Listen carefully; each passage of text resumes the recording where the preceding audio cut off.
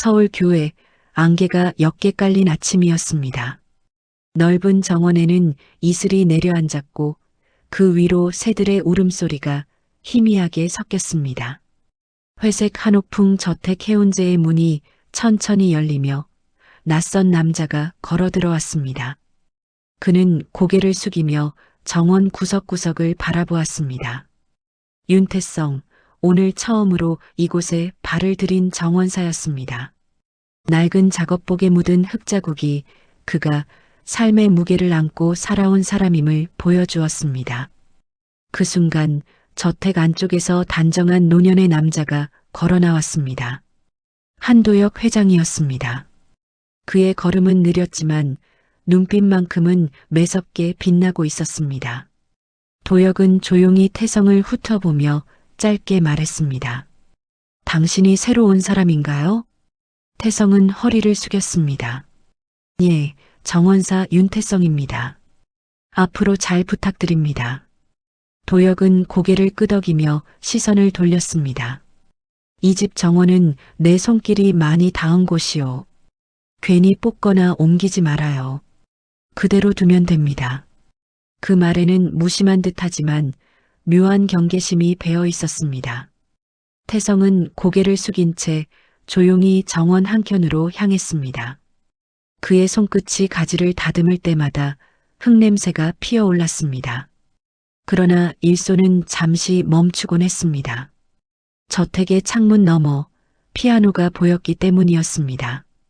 그는 유리 너머의 검은 건반을 잠시 바라보다가 마치 오랜 기억 속 무언가가 깨어나는 듯 눈빛이 흔들렸습니다.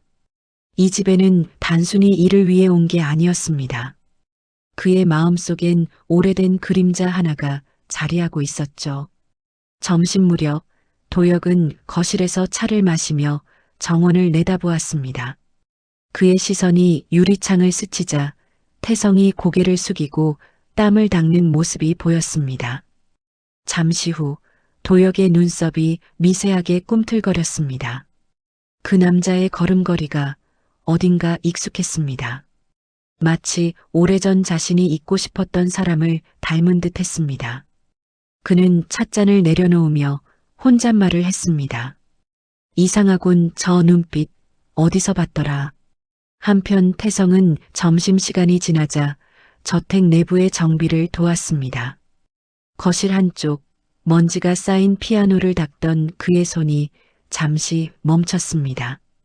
검은 건반 위에 얹힌 낡은 악보 한 장이 눈에 들어왔습니다. 도터즈송 미발표곡. 그는 악보의 첫 마디를 조용히 음조렸습니다. 눈가에 잔잔한 미소가 번졌습니다. 손끝이 건반 위에 닿았고 아주 작은 소리로 첫 음이 울렸습니다. 그 순간 저택 안의 공기가 바뀌었습니다. 문틈 사이로 흐르던 피아노 소리가 거실로 번져나가자 도혁이 멈칫하며 고개를 들었습니다. 그는 천천히 자리에서 일어났습니다. 피아노 쪽으로 향하며 발걸음이 흔들렸습니다. 가까워질수록 눈빛이 흔들리고 얼굴은 점점 하얗게 질려갔습니다. 그 곡은 아무도 몰랐을 딸의 곡이었습니다. 그가 마지막으로 들었던 건 장례식장 그날이었죠. 그 곡을 어디서 배웠나? 도혁의 목소리는 떨렸습니다. 태성은 피아노에서 손을 떼며 조용히 고개를 숙였습니다. 그냥 떠올랐습니다. 짧은 대화였지만 공기 속엔 묘한 긴장감이 흘렀습니다. 도혁은 더 묻지 않았습니다. 다만 그 눈빛 속엔 두려움과 혼란이 엉켜 있었습니다.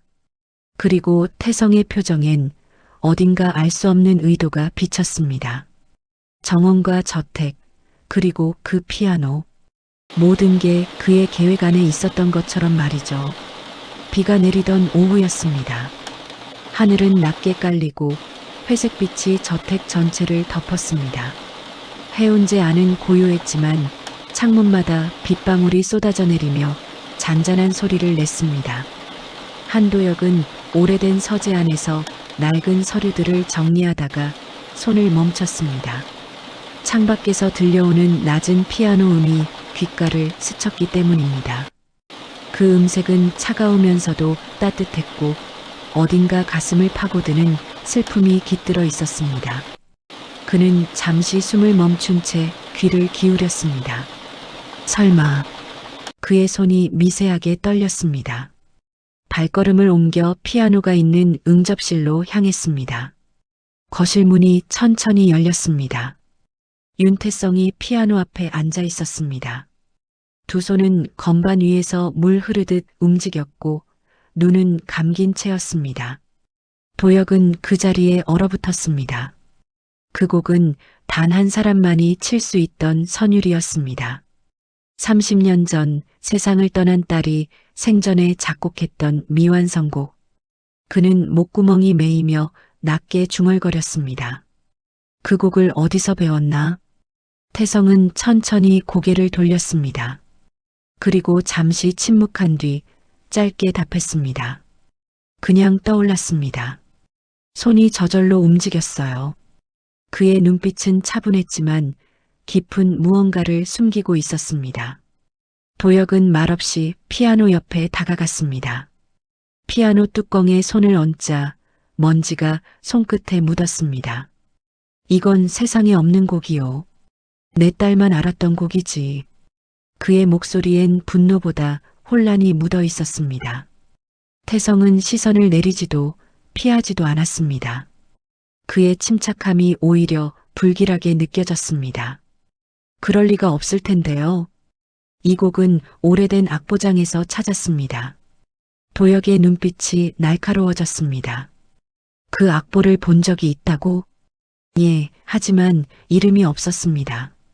그 대화는 짧았지만 서로의 시선이 교차하는 순간 공기마저 무겁게 가라앉았습니다.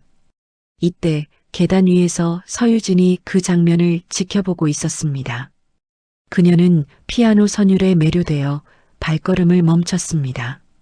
창밖의 빗소리와 피아노의 음이 뒤섞여 마치 한편의 슬픈 영화처럼 흘러갔습니다. 유진의 눈에는 태성의 연주가 단순한 음악이 아닌 이야기처럼 느껴졌습니다. 그녀는 도혁을 흘낏 보았습니다. 그의 얼굴은 공포와 그리움이 섞인 복잡한 표정이었습니다. 태성의 손끝이 마지막 음을 눌렀을 때 저택의 모든 소리가 멈춘 듯 했습니다. 잠시 후 도혁이 등을 돌리며 말했다. 앞으로 이 방엔 들어오지 말아요. 목소리는 낮고 단호했지만 감정이 섞여 떨렸습니다. 태성은 아무 말 없이 고개를 숙였습니다. 그의 눈가엔 미묘한 미소가 스쳤습니다. 그 미소는 복종의 표시가 아니라 무언가 시작을 예고하는 듯 했습니다. 그가 방을 나서자 도혁은 피아노 의자에 앉았습니다. 손끝이 건반을 스치자 마치 오래된 기억이 되살아나는 듯 손이 떨렸습니다. 그 곡이 어떻게 다시 세상에 나올 수 있지? 그의 숨소리가 거칠어졌습니다. 창문을 때리는 빗소리가 커질수록 그 불안감은 깊어졌습니다. 그는 천천히 악보장을 바라봤습니다.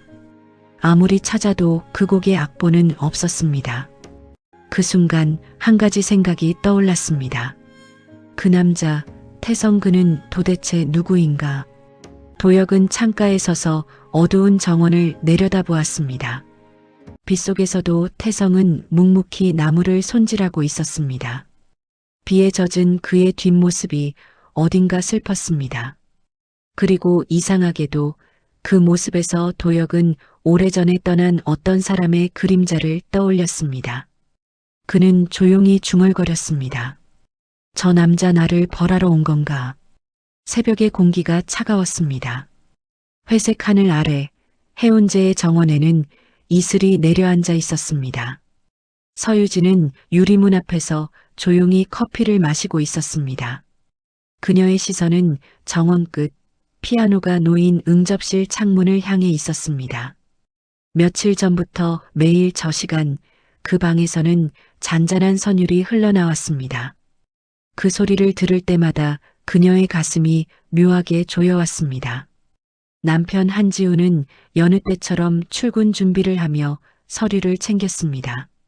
그녀는 조심스레 물었습니다. 저 피아노 소리 혹시 들으셨어요? 지우는 고개를 들지 않은 채 짧게 대답했습니다. 정원사라잖아. 음악 좀 할 줄 안다던데. 별일 아니야. 그 대답은 늘 그랬듯 차가웠습니다. 유진은 말없이 창가로 걸어갔습니다. 그녀는 정원 끝에서 꽃을 다듬는 윤태성을 보았습니다. 그의 손끝은 거칠지만 움직임은 놀라울 만큼 섬세했습니다. 바람이 불자 태성의 머리카락이 흩날렸고 그 순간 햇빛이 비쳐 그의 얼굴이 선명하게 드러났습니다. 낯설고도 익숙한 표정이었습니다. 그녀는 문득 자신도 모르게 중얼거렸습니다. 저 사람 어디서 본 것 같아요. 그날 오후 유진은 응접실을 청소하던 중 우연히 피아노 위에 낡은 악보를 발견했습니다. 도터즈 송이라는 제목이 흐릿하게 적혀 있었습니다. 종이 가장자리는 세월의 흔적처럼 누렇게 발해 있었습니다. 그녀는 손끝으로 악보를 펼쳤습니다. 음표들이 마치 살아 움직이듯 보였습니다. 그리고 맨 아래에 작은 글씨가 눈에 들어왔습니다. 윤 그 이름이 선명히 적혀 있었습니다. 유진은 놀란 표정으로 숨을 삼켰습니다. 그녀는 악보를 서랍 속에 조심스럽게 넣으며 생각했습니다. 윤태성 그의 이름에도 윤이 들어가 있었지. 저녁이 되어 도역 회장이 식탁에 앉았습니다. 유진은 그 앞에 조용히 식사를 올렸습니다. 식사 중에도 도역의 시선은 유리창 밖으로 향했습니다. 정원에서 일하는 태성을 바라보는 눈빛엔 설명할 수 없는 긴장감이 깃들어 있었습니다. 그는 식기를 내려놓으며 낮게 물었습니다. 유진 씨, 그 남자 음악을 한다고 들었죠? 유진은 놀란 듯 고개를 들었습니다. 네, 가끔 피아노를 치는 걸 봤어요. 그 곡 듣지 않았어요? 아주 낯익은 곡이었을 텐데. 그의 목소리는 담담했지만 그 속엔 두려움이 숨어 있었습니다. 유진은 망설이다가 조용히 대답했습니다. 아름다웠어요. 그런데 이상하게 슬펐어요. 식사가 끝난 뒤 유진은 홀로 응접실에 남았습니다. 밖에서는 빗방울이 유리창을 두드리고 있었습니다. 그녀는 조심스레 피아노 앞에 앉았습니다. 손끝이 건반을 눌렀지만 소리는 나지 않았습니다. 피아노의 덮개를 들어 올리자 먼지가 흩날렸습니다. 그녀는 문득 이 집안에 무언가 오래된 비밀이 숨어 있다는 생각이 들었습니다. 왜 아무도 그 곡의 정체를 말하지 않지? 그녀의 시선이 정원으로 향했습니다. 태성은 여전히 묵묵히 나무를 다듬고 있었습니다. 비가 흩날리는 가운데 그는 마치 자신의 세상에 갇힌 사람처럼 보였습니다. 그날 밤 유진은 잠들지 못했습니다. 창밖으로 다시 피아노 소리가 흘러나왔습니다. 그 선율은 이번엔 더 길고 더 애절했습니다. 그녀는 조용히 이불을 밀치고 일어났습니다. 창문을 열자 빗소리 사이로 음악이 선명히 들렸습니다. 그녀의 눈가가 젖었습니다. 왜 이 음악이 이렇게 아픈 걸까? 그녀는 피아노를 치는 사람을 바라보며 속삭였습니다. 당신은 대체 누구예요? 윤태성 씨. 그 순간 저택의 2층 창문 뒤에서 누군가 그 장면을 지켜보고 있었습니다. 도역의 그림자였습니다. 그의 손에는 오래된 사진 한 장이 들려 있었습니다. 사진 속엔 젊은 시절의 자신과 한 여인, 그리고 품에 안긴 아이가 있었습니다. 비가 내리는 소리와 피아노의 선율이 겹쳐지는 밤, 한도역은 처음으로 자신이 저지른 죄의 그림자를 마주하고 있었습니다. 그날은 흐린 오후였습니다. 비서 이태진은 회장실 책상 위에 놓인 봉투를 바라보며 깊은 한숨을 내쉬었습니다. 그 봉투 속엔 새로 고용된 정원사, 윤태성의 신상 자료가 들어 있었습니다. 그는 서류를 천천히 펼쳤습니다. 고아원 출신, 신상불명, 증거 없음, 최근 5년간 주소 불확실. 태진은 고개를 갸웃했습니다. 도역 회장이 이런 사람을 직접 고용했다는 게 이상했습니다. 그는 조용히 중얼거렸습니다. 회장님이 이 사람을 왜 눈여겨보셨을까? 이태진은 오래된 기록 보관실로 향했습니다. 그는 서류 더미 속에서 30년도 더 된 인사 자료들을 꺼냈습니다. 서류엔 별장 화재 사고, 피해자 여성 1명 사망, 미확인 남아 실종이라는 문장이 적혀 있었습니다. 그의 눈썹이 미세하게 떨렸습니다. 태성의 출생지가 바로 그 별장 근처 마을이었습니다. 서류를 덮는 순간 오래된 진실의 냄새가 스며들었습니다. 그는 서류를 들고 회장실로 들어갔습니다. 도역은 창가에서 담배를 피우고 있었습니다. 연기가 창문 밖으로 흩어졌고 그의 표정은 어딘가 불안했습니다. 태진이 조심스레 입을 열었습니다. 회장님, 그 정원사 말입니다. 뭔가 이상합니다. 이상하다니? 출생지가 1994년 별장 화재 사건이 있었던 지역과 같습니다. 그 말에 도역의 손끝이 미세하게 떨렸습니다. 그는 담배를 꺼내며 낮게 중얼거렸습니다. 그 사건 그 이름을 이제 와서 듣게 될 줄은 몰랐군요. 태진은 조심스럽게 서류를 내밀었습니다. 우연치곤 너무 정확합니다. 혹시 예전에 있던 일과 관련이 있는지 모르겠습니다. 도역은 천천히 서류를 펼쳤습니다. 화재 당시 여성 사망자 김윤희, 아들 윤태성 실종. 그의 눈동자가 흔들렸습니다. 잠시 손끝이 서류를 덮으며 떨렸습니다. 윤희 그 이름을 아직도 기억하고 있군. 그의 목소리는 낮았지만 깊은 회한이 묻어 있었습니다. 태진은 조심스럽게 물었습니다. 혹시 아시는 분입니까? 그 여인은 내 딸의 피아노 선생이었소. 그 한마디에 태진의 눈이 커졌습니다. 도역은 천천히 창문을 바라보았습니다. 정원에서는 태성이 조용히 나무를 다듬고 있었습니다. 비가 부슬부슬 내리고 있었고 그의 손끝은 부드러웠습니다. 도역은 혼잣말처럼 낮게 중얼거렸습니다. 세상은 참 묘하지. 그 여인이 죽고 그 아이가 사라졌는데 지금 내 앞에 그 아이의 얼굴이 다시 나타났으니 그의 눈빛은 불안과 두려움 그리고 죄책감이 섞인 복잡한 색이었습니다. 그날 밤 도역은 잠을 이루지 못했습니다. 책상 서랍에서 낡은 사진 한 장을 꺼냈습니다. 사진 속에는 젊은 시절의 자신과 피아노를 치는 한 여인이 함께 서 있었습니다. 그 옆에 어린 딸이 환하게 웃고 있었습니다. 그의 손가락이 여인의 얼굴을 스쳤습니다. 윤희 씨 그 아이가 정말 살아있다면 그의 목소리가 떨렸습니다. 그는 이불을 걷어내고 자리에서 일어났습니다. 비가 내리는 창가로 걸어가며 혼잣말을 했습니다. 그 아이가 나를 찾아왔다면 이건 버리겠지. 창밖에는 여전히 태성이 서 있었습니다. 비에 젖은 머리카락이 이마에 붙어 있었지만 그의 눈빛은 맑았습니다. 도역은 그 모습을 바라보며 복잡한 표정을 지었습니다. 마치 과거의 망령이 현실 속에 되살아난 듯 했습니다. 그 순간 번개가 하늘을 가르며 터졌습니다. 피아노 건반이 빗물에 젖어 반짝였고 그 위로 한 음이 울렸습니다. 그 소리는 마치 잊었던 진실이 다시 깨어나는 듯한 울림이었습니다. 도역은 두 손으로 얼굴을 감쌌습니다. 그 아이가 정말 내 앞에 나타난 건가?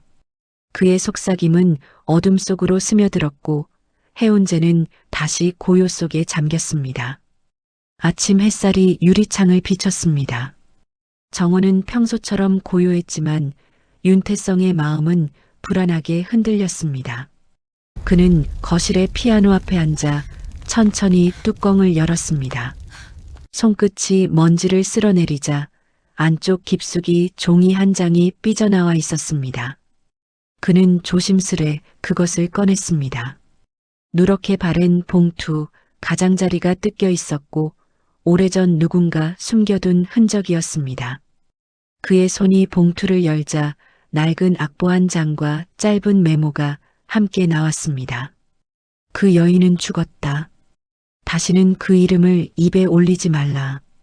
글씨는 날카롭고 급하게 적힌 듯 했습니다. 태성의 손끝이 떨렸습니다. 역시 그랬군요. 그는 낮게 중얼거리며 주먹을 꽉 쥐었습니다.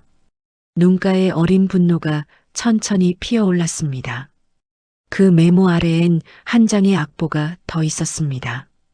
악보 구석에 적힌 이니셜 Y, H, 그의 어머니 윤희의 이름이었습니다. 피아노 속에 어머니의 흔적이 숨어 있었다는 사실이 태성의 가슴을 짓눌렀습니다. 그는 조용히 피아노를 닫았습니다. 그러나 머릿속엔 오래된 기억들이 하나씩 떠올랐습니다. 불길에 휩싸였던 별장, 어머니의 손을 잡지 못한 어린 시절, 도망치며 들었던 남자의 목소리, 그 여자는 끝났다. 태성은 그날 이후 세상에서 어머니의 흔적을 찾을 수 없었습니다. 하지만 이제 모든 조각이 맞춰지고 있었습니다. 그를 이곳으로 이끈 건 단순한 일자리가 아니라 운명이었습니다. 그날 저녁 태성은 정원에 서 있었습니다. 저택 안에 불빛이 하나둘 켜지고 비서 이태진이 전화로 명령을 전달하고 있었습니다. 회장님, 오늘 저녁엔 손님이 오십니다. 준비해 두겠습니다. 태성은 그 말에 반응하지 않았습니다. 그는 주머니 속 봉투를 꺼내 쥐었습니다. 그 속의 글씨가 손바닥에 닿는 느낌이 뚜렷했습니다. 그의 눈빛은 더 이상 평범한 정원사의 것이 아니었습니다. 그 속에는 억눌러온 분노와 복수의 냉기가 서려 있었습니다. 밤이 깊어가며 빗방울이 떨어지기 시작했습니다. 태성은 피아노 앞에 다시 앉았습니다. 조용히 건반을 눌러보니 한 음한 음이 심장을 찌르는 듯 했습니다. 그는 눈을 감고 속삭였습니다.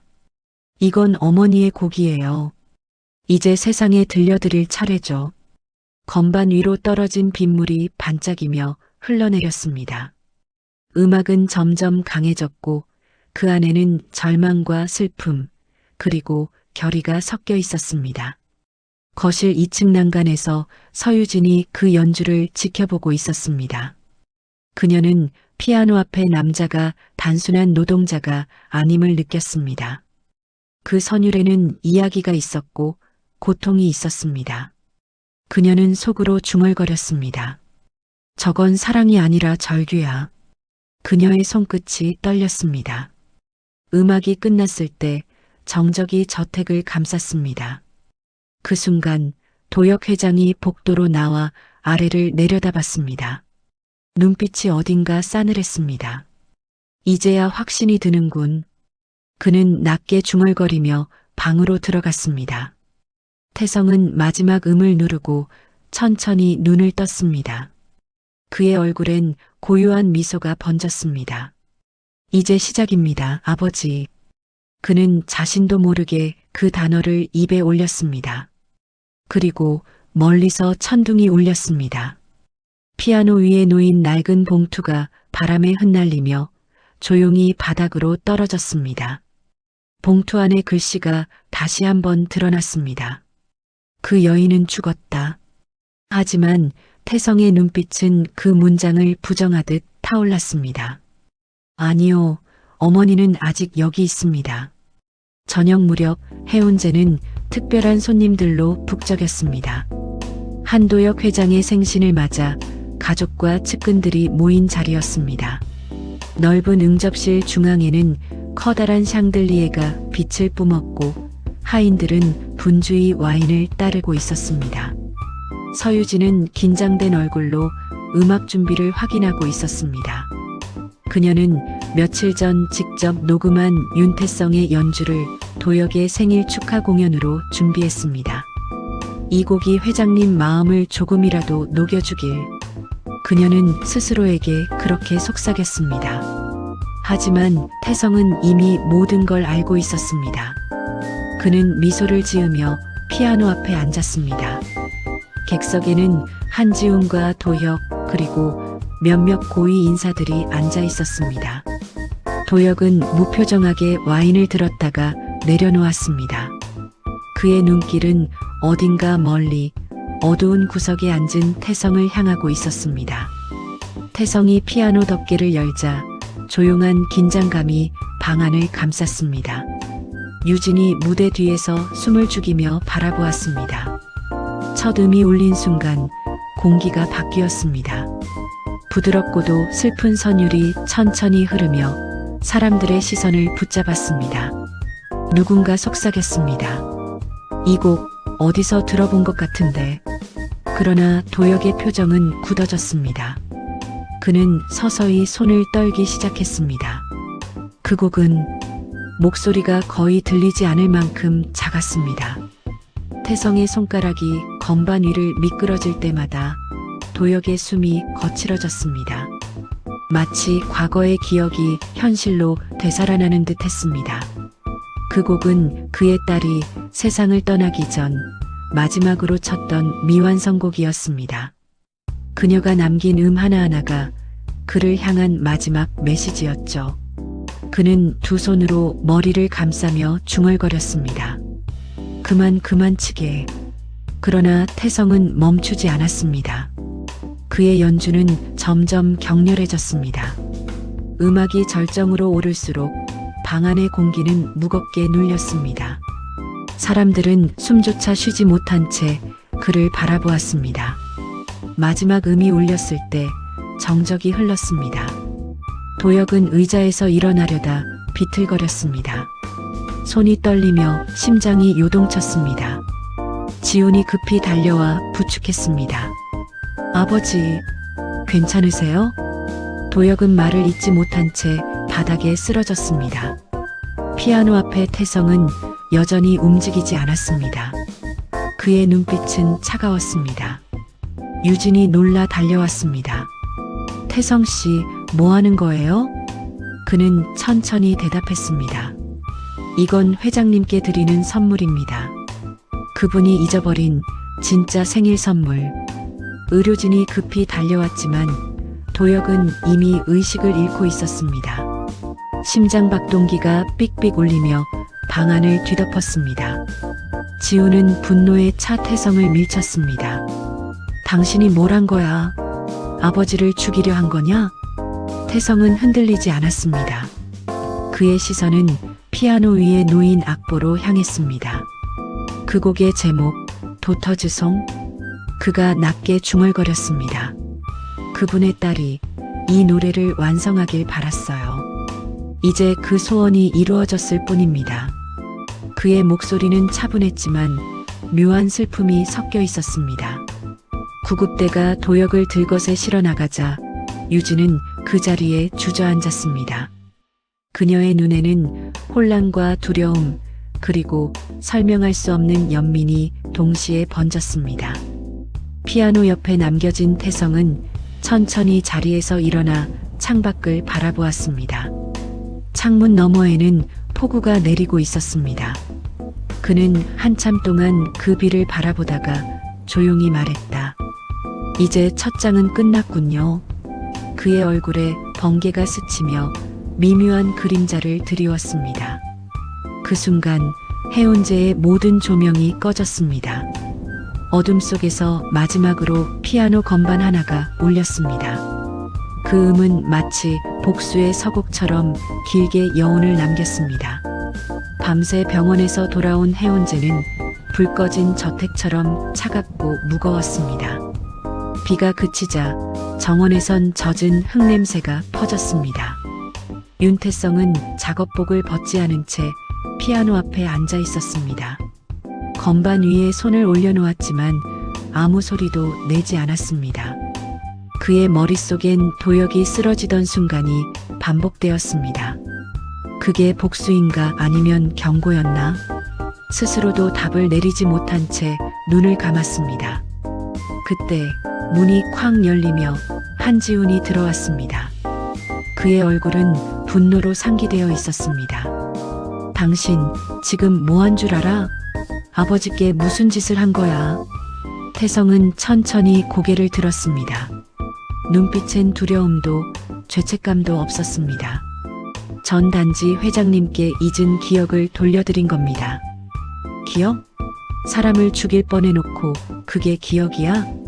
지우는 피아노를 주먹으로 내리쳤습니다. 건반이 무겁게 울리며 울림이 방 안에 퍼졌습니다. 태성은 그 소리에 미소를 지었습니다. 그는 조용히 손목을 걷었습니다. 팔목엔 오래된 화상 자국이 선명했습니다.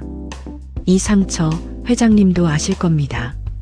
그날 별장에서 불이 났을 때 그분은 도망쳤어요. 그리고 제 어머니를 남겨두고 문을 닫았습니다. 지우는 말을 잃었습니다. 무슨 소리야? 그런 일 없었어. 없었다면 이 상처는 왜 생겼을까요? 태성의 목소리는 낮았지만 담담했습니다. 그 순간 복도 끝에서 서유진이 그 장면을 지켜보고 있었습니다. 그녀는 놀란 눈으로 두 사람을 바라봤습니다. 지우는 얼굴이 굳어갔습니다. 그만해. 더 이상 말하지 마. 진실이 무섭습니까? 아버지가 어떤 사람이었는지 당신은 모를 겁니다. 태성의 시선은 한 점도 흔들리지 않았습니다. 그의 말은 마치 오래전 계획된 고백처럼 또렷했습니다. 그분이 제 어머니를 버렸어요. 그리고 저를 죽은 줄 알았겠죠. 하지만 전 살아남았고 다시 돌아왔습니다. 지훈의 눈빛이 흔들렸습니다. 그래서 복수하겠다는 거야?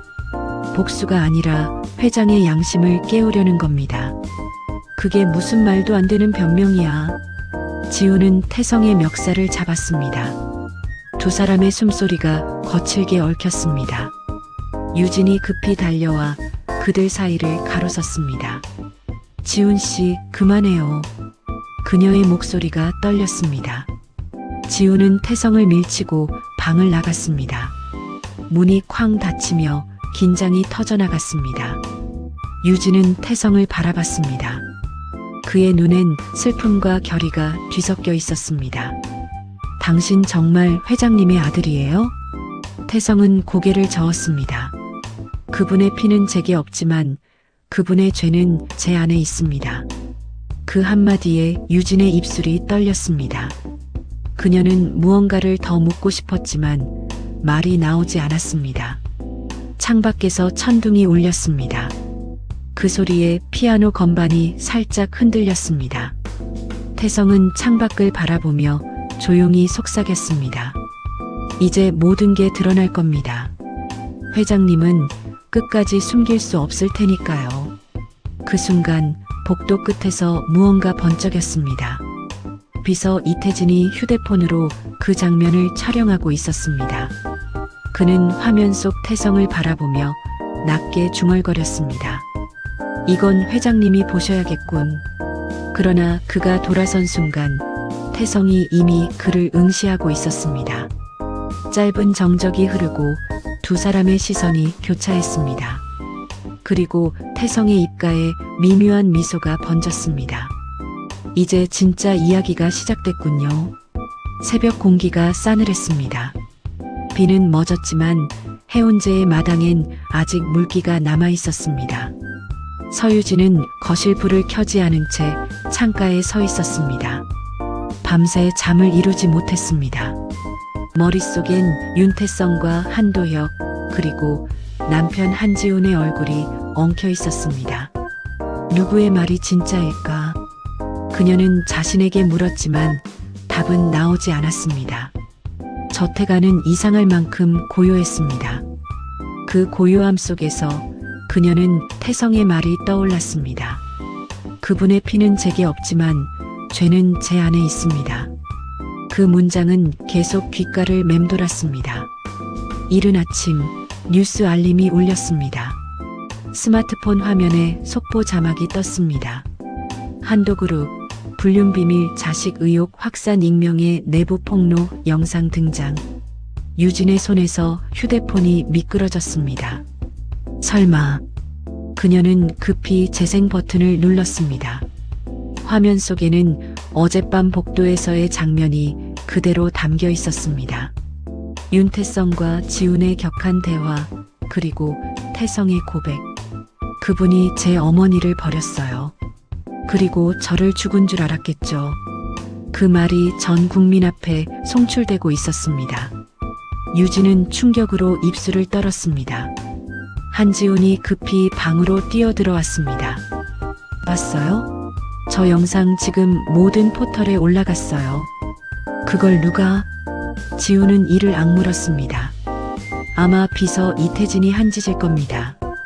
아버지가 병원에 계신 사이 이 집은 완전히 무너졌어요. 유진은 말없이 고개를 숙였습니다. 지훈의 얼굴엔 분노가 아닌 절망이 깃들어 있었습니다. 우리 집안이 끝났어요. 그는 그렇게 말하며 방문을 닫고 나갔습니다. 그녀는 그제야 정신을 차렸습니다. 거실로 나가자 윤태성이 피아노 앞에 앉아 있었습니다. 그는 아무 말 없이 손가락으로 건반을 눌러 짧은 멜로디를 연주했습니다. 유진은 조심스럽게 다가갔습니다. 그 영상 당신이 올렸어요? 태성은 대답하지 않았습니다. 대신 창밖을 바라보며 조용히 말했다. 진실은 언젠가 세상에 나와야 하니까요. 그건 진실이 아니라 파괴예요. 유진의 목소리가 떨렸습니다. 그분이 당신 어머니를 버렸다고 해서 당신이 모두를 무너뜨려야 하나요? 태성은 고개를 숙였습니다. 누군가는 대가를 치러야 하죠. 대가라니 그건 복수예요. 잠시 정적이 흘렀습니다. 유진은 두 손을 꽉 쥐었습니다. 그녀는 지금 이 사람을 멈춰야 한다는 걸 알았습니다.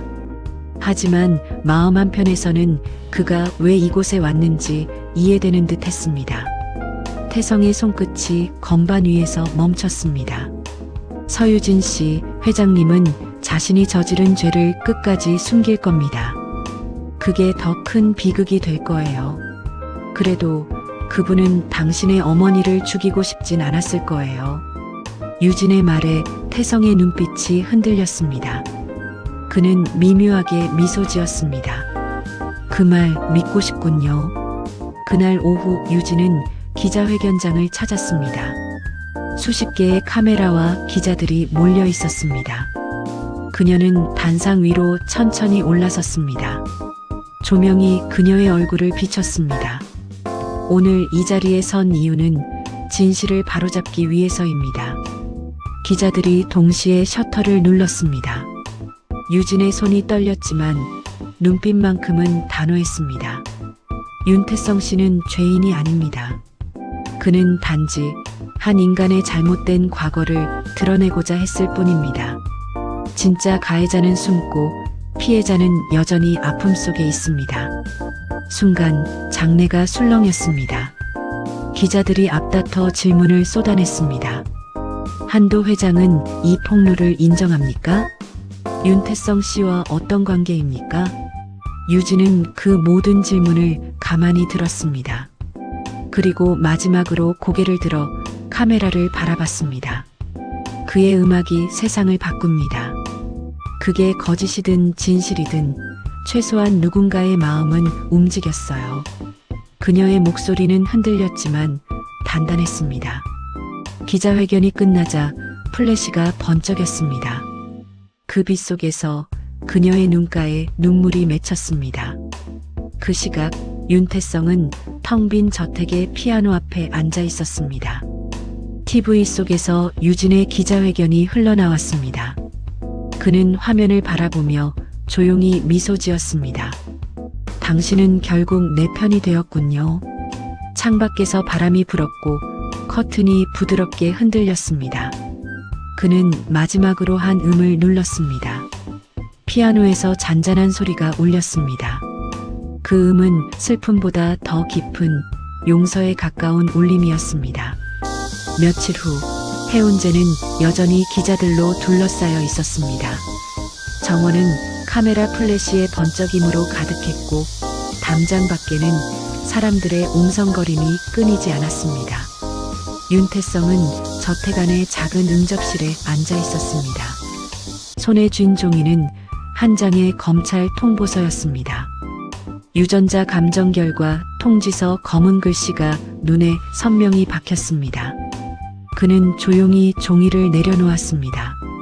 이제 곧 모든 게 드러날 것입니다. 잠시 후 문이 열리고 한지훈이 들어왔습니다. 그의 표정은 냉담했지만 목소리에는 피로가 묻어 있었습니다. 검찰에서 결과 나왔습니다. 태성은 고개를 들었습니다. 결과가 어땠습니까? 지훈은 서류를 들고 잠시 머뭇거렸습니다. 그리고 낮은 목소리로 대답했습니다. 당신 회장님의 친아들이 아니랍니다. 그 한마디가 방 안의 공기를 찢었습니다. 태성의 눈이 미세하게 흔들렸습니다. 확실합니까? 확실합니다. 친자 관계가 전혀 없다고요. 그 말이 끝나자 정적이 흘렀습니다. 그는 서류를 받아들고 천천히 읽었습니다. 검은 글자들이 눈앞에서 흐려졌습니다. 그럼 어머니는 왜 나를 그렇게 이끌었을까? 그의 목소리는 속삭임처럼 작았습니다. 지우는 의자에 앉으며 조용히 물었습니다. 당신 진짜 목적이 뭐죠? 아버지를 무너뜨리는 게 아니라면 왜 여기 온 겁니까? 태성은 창밖으로 시선을 돌렸습니다. 바람에 나뭇잎이 흔들렸고 그 위로 햇살이 떨어졌습니다. 그는 천천히 대답했습니다. 저는 복수를 하러 온 게 아닙니다. 그분이 저희 어머니를 버린 건 사실이지만 진짜 이유를 알고 싶었어요. 이유라니? 어머니는 죽기 전 이렇게 말씀하셨죠. 그 사람을 미워하지 마라. 그는 사랑했으니까. 지훈의 얼굴에 복잡한 표정이 스쳤습니다. 그때 문이 열리며 도혁이 들어왔습니다. 병원에서 퇴원한 지 얼마 되지 않아 아직 걸음이 불안했습니다. 하지만 그의 눈빛은 예전보다 맑았습니다. DNA 검사 결과 나도 봤소. 그의 목소리는 떨리지 않았습니다. 당신이 내 아들이 아니란 걸 알고 이상하게 안심이 됐소. 태성은 조용히 고개를 들었습니다. 왜 안심이 되셨습니까? 피로 이어지지 않아도 내 죄가 당신에게 가지 않아서 말이요.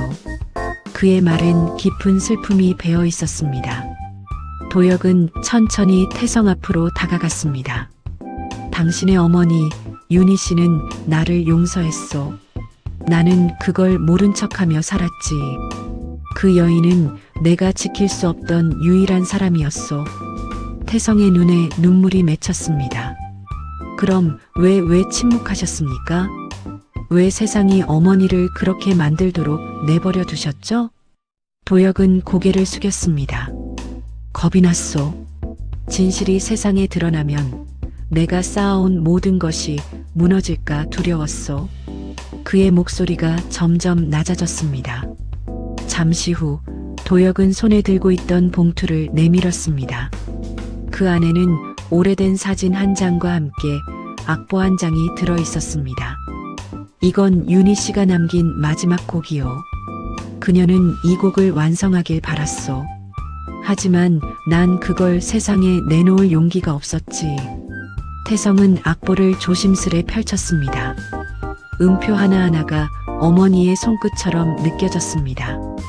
그의 눈에서 눈물이 흘러내렸습니다. 이제야 알겠네요. 어머니는 복수를 원한 게 아니었어요. 그저 당신이 진심으로 사과하길 바라셨던 거죠. 도혁은 조용히 고개를 끄덕였습니다. 그래서 난 당신을 용서받기 위해 부른 거요. 이 집에 온 것도 내 죄가 끝을 보길 바라서였소. 태성은 악보를 가슴에 안았습니다. 그의 얼굴엔 고통과 안도감이 동시에 스쳤습니다. 이제 이 곡을 완성하겠습니다. 그게 어머니가 바란 진짜 복수니까요. 그 말에 도혁의 눈이 젖었습니다. 그래요. 그 곡이 완성되면 나도 조금은 편히 숨 쉴 수 있겠군요. 창밖에서는 바람이 불었습니다. 커튼이 흔들리며 햇빛이 방 안으로 스며들었습니다. 태성은 악보를 피아노 위에 올려놓았습니다. 건반 위에 손을 올리자 조용한 첫 음이 울렸습니다. 그 음은 분노도 슬픔도 아니었습니다. 그것은 화해의 시작이었습니다. 그리고 도혁은 눈을 감은 채 그 소리를 들었습니다. 이제야 들리는구나. 윤희 씨의 목소리가. 그의 얼굴에 처음으로 미소가 번졌습니다. 늦은 오후 해운제의 응접실은 노을빛으로 가득했습니다. 창문을 통해 들어온 햇살이 피아노 건반 위를 부드럽게 비쳤습니다. 윤태성은 악보를 앞에 두고 조용히 숨을 고르고 있었습니다. 그 옆에는 여전히 병색이 남은 한도혁이 앉아 있었습니다. 두 사람 사이엔 긴장도 원망도 없었습니다. 오직 조용한 침묵과 후회, 그리고 묵직한 시간만이 흘렀습니다. 도혁이 입을 열었습니다. 태성 씨, 나를 용서하지 않아도 괜찮소. 하지만 그 여인의 음악만큼은 끝내줘야 하지 않겠소? 그의 눈빛은 나약했지만 진심이 담겨 있었습니다. 태성은 고개를 끄덕이며 악보를 펼쳤습니다. 이 곡은 이제 제 곡이 아닙니다. 어머니와 회장님의 곡이죠. 그의 목소리는 차분했지만 떨림이 묻어 있었습니다. 도혁은 잠시 웃었습니다. 이제야 제대로 된 선물을 받는 기분이요. 태성의 손이 건반 위에 올려졌습니다. 첫 음이 울렸습니다. 부드럽게, 그러나 깊은 슬픔을 머금은 선율이 공간을 채웠습니다. 노을빛이 흔들리는 공기 위로 피아노의 음이 퍼졌습니다. 도혁은 눈을 감은 채 숨을 고르며 그 소리를 들었습니다. 그의 입술이 미세하게 움직였습니다. 윤희 씨 듣고 있소? 태성은 그 말을 들었지만 아무 대답도 하지 않았습니다. 음악만이 대화처럼 이어졌습니다. 선율은 점점 고조되었습니다. 분노로 시작된 음이 용서로 바뀌었고 절망이 희망으로 변했습니다. 도혁은 그 소리 속에서 딸의 웃음과 윤희의 미소를 본 듯했습니다. 그는 두 손을 무릎 위에 올린 채 천천히 고개를 떨궜습니다. 눈가에 눈물이 흘렀습니다. 태성은 연주를 멈추지 않았습니다. 그의 손끝에서 마지막 음이 울릴 때까지 피아노는 마치 한 사람의 인생을 노래하듯 울고 있었습니다. 마지막 음이 공기 속에 사라질 때 방 안은 고요해졌습니다. 태성은 손을 내렸습니다. 그는 도혁을 바라봤습니다. 회장님 괜찮으십니까? 도혁은 대답하지 않았습니다. 그의 얼굴은 편안했고 입가엔 미묘한 미소가 머물러 있었습니다. 태성은 천천히 다가가 그의 손을 잡았습니다. 손끝은 차가웠지만 그 얼굴엔 평화가 깃들어 있었습니다. 그는 속삭였습니다. 이제 다 끝났습니다. 유진이 문을 열고 들어왔습니다. 그녀는 순간 발걸음을 멈췄습니다. 노을빛 속에서 도혁의 얼굴이 환하게 비쳤습니다. 그녀는 입술을 눌렀습니다. 회장님. 태성은 고개를 들지 않은 채 조용히 말했다. 가시는 길이 외롭지 않으셨을 겁니다. 그 말에 유진의 눈가가 젖었습니다. 태성은 천천히 자리에서 일어났습니다. 피아노 위에는 완성된 악보가 놓여 있었습니다. 레기 포 퍼기브너스 용서를 위한 진홍곡. 그는 악보를 접어 가슴에 넣었습니다. 창문 너머로 노을이 붉게 물들었습니다. 바람이 불어 커튼이 흔들렸고 피아노 건반이 살짝 울렸습니다. 마지막으로 남은 한 음이 방 안을 메웠습니다. 그건 이 집의 마지막 숨결이자 한 사람의 생이 마무리되는 소리였습니다. 태성은 문 앞에 서서 한참 동안 방을 바라봤습니다. 어머니, 이제 됐습니다. 이 집엔 더 이상 거짓이 없습니다. 그는 그렇게 말하고 천천히 문을 닫았습니다. 문이 닫히자 해운제의 모든 소리가 멈췄습니다. 남은 건 단 하나의 진실. 사람은 결국 사랑으로 돌아간다는 사실뿐이었습니다. 늦은 오후 해운제의 응접실은 노을빛으로 가득했습니다. 창문을 통해 들어온 햇살이 피아노 건반 위를 부드럽게 비췄습니다. 윤태성은 악보를 앞에 두고 조용히 숨을 고르고 있었습니다. 그 옆에는 여전히 병색이 남은 한도혁이 앉아 있었습니다. 두 사람 사이엔 긴장도 원망도 없었습니다. 오직 조용한 침묵과 후회, 그리고 묵직한 시간만이 흘렀습니다. 도혁이 입을 열었습니다. 태성 씨, 나를 용서하지 않아도 괜찮소. 하지만 그 여인의 음악만큼은 끝내줘야 하지 않겠소? 그의 눈빛은 나약했지만 진심이 담겨 있었습니다. 태성은 고개를 끄덕이며 악보를 펼쳤습니다. 이 곡은 이제 제 곡이 아닙니다. 어머니와 회장님의 곡이죠. 그의 목소리는 차분했지만 떨림이 묻어 있었습니다. 도혁은 잠시 웃었습니다. 이제야 제대로 된 선물을 받는 기분이요. 태성의 손이 건반 위에 올려졌습니다. 첫 음이 울렸습니다. 부드럽게, 그러나 깊은 슬픔을 머금은 선율이 공간을 채웠습니다. 노을빛이 흔들리는 공기 위로 피아노의 음이 퍼졌습니다. 도혁은 눈을 감은 채 숨을 고르며 그 소리를 들었습니다. 그의 입술이 미세하게 움직였습니다. 윤희 씨 듣고 있소? 태성은 그 말을 들었지만 아무 대답도 하지 않았습니다. 음악만이 대화처럼 이어졌습니다. 선율은 점점 고조되었습니다. 분노로 시작된 음이 용서로 바뀌었고 절망이 희망으로 변했습니다. 도혁은 그 소리 속에서 딸의 웃음과 윤희의 미소를 본 듯했습니다. 그는 두 손을 무릎 위에 올린 채 천천히 고개를 떨궜습니다. 눈가에 눈물이 흘렀습니다. 태성은 연주를 멈추지 않았습니다. 그의 손끝에서 마지막 음이 울릴 때까지 피아노는 마치 한 사람의 인생을 노래하듯 울고 있었습니다. 마지막 음이 공기 속에 사라질 때 방 안은 고요해졌습니다. 태성은 손을 내렸습니다. 그는 도혁을 바라봤습니다. 회장님 괜찮으십니까? 도혁은 대답하지 않았습니다. 그의 얼굴은 편안했고 입가엔 미묘한 미소가 머물러 있었습니다. 태성은 천천히 다가가 그의 손을 잡았습니다. 손끝은 차가웠지만 그 얼굴엔 평화가 깃들어 있었습니다. 그는 속삭였습니다. 이제 다 끝났습니다. 유진이 문을 열고 들어왔습니다. 그녀는 순간 발걸음을 멈췄습니다. 노을빛 속에서 도혁의 얼굴이 환하게 비쳤습니다. 그녀는 입술을 눌렀습니다. 회장님. 태성은 고개를 들지 않은 채 조용히 말했다. 가시는 길이 외롭지 않으셨을 겁니다.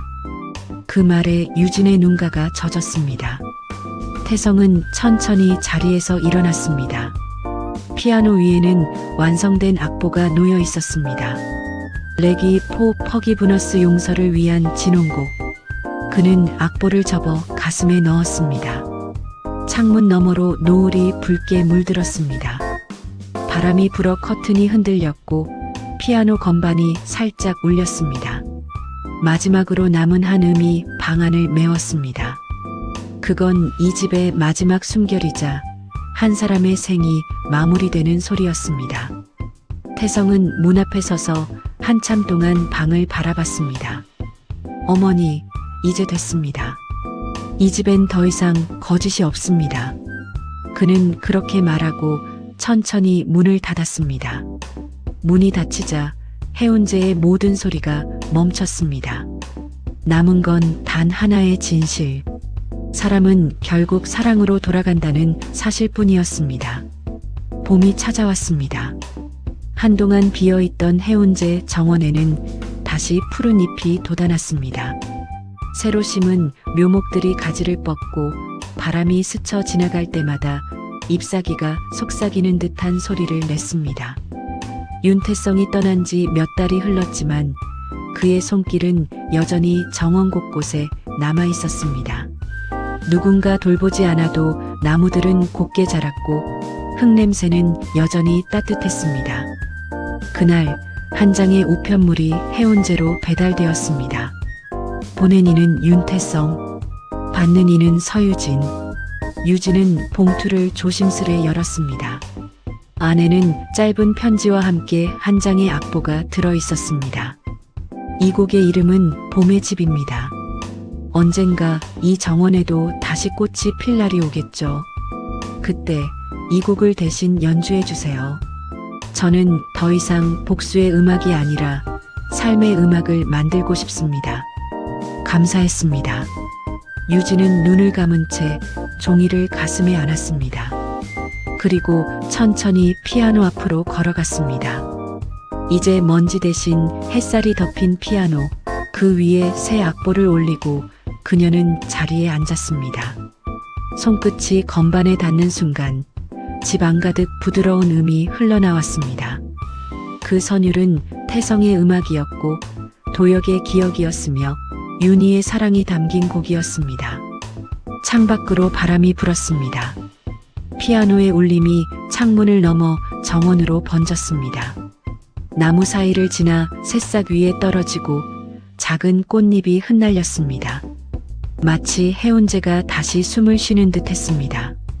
유진은 눈을 감은 채 연주를 이어갔습니다. 하나하나마다 과거의 그림자가 사라지고 새로운 시간이 스며들었습니다. 그때 문가에 낯선 발자국 소리가 들렸습니다.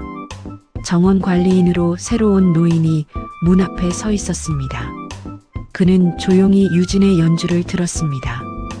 음악이 끝나자 그는 미소를 지었습니다. 그 곡 참 따뜻하네요. 유진은 고개를 돌려 미소 지었습니다.